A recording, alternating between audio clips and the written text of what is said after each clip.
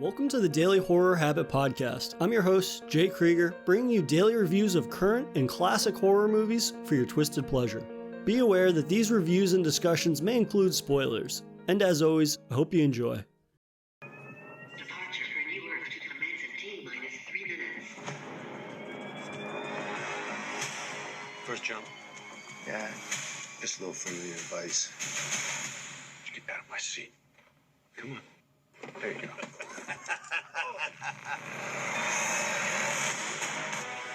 Welcome to the last ship making the journey to New Earth. For the next 6 months, we will blaze across space and time. I hope it's the paradise they said it would be. Hey, where you been hiding?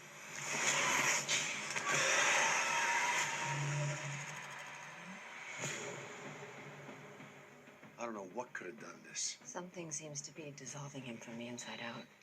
It's not human. And it might still be out there. If it's out there, we kill it. Remember how to use one of those things? What do you think? Look up! Light him up! There are 300,000 souls on this ship. So we're headed to New Earth at the speed of light with an alien? Yeah, we got it. What are you gonna do? Improvise!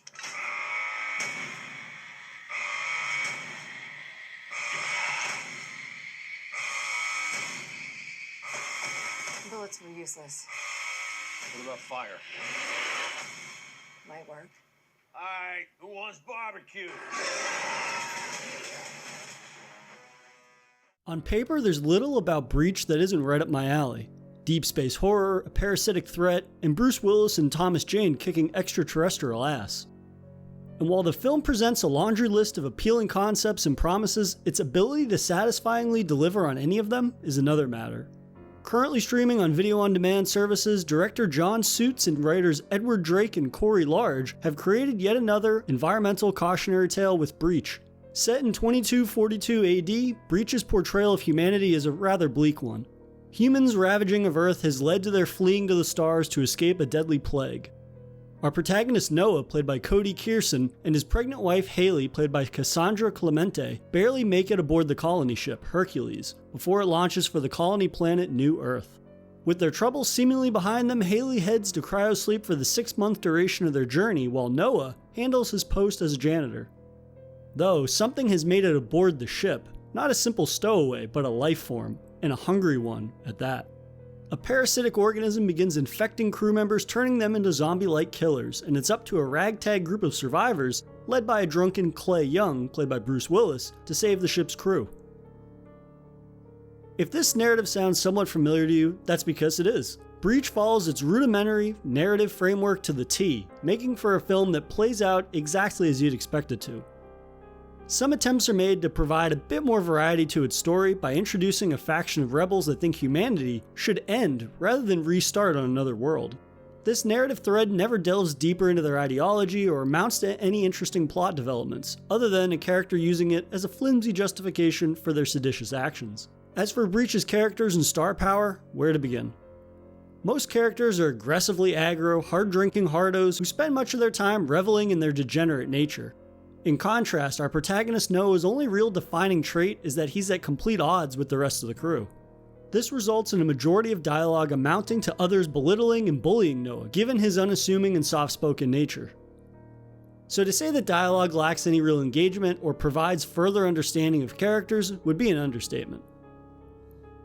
You would hope that considering the film's protagonist is rather forgettable, the star power of Bruce Willis and Thomas Jane would help to shed some semblance of personality, or action, or humor, or something.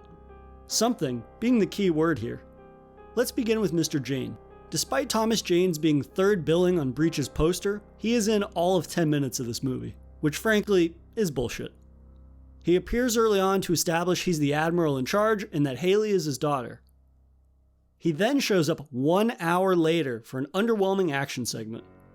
Other than vaping and being a cliche-riddled, I should kill you for dating my daughter, overprotective father type, Jane's involvement is a wasted opportunity, given what he's capable of.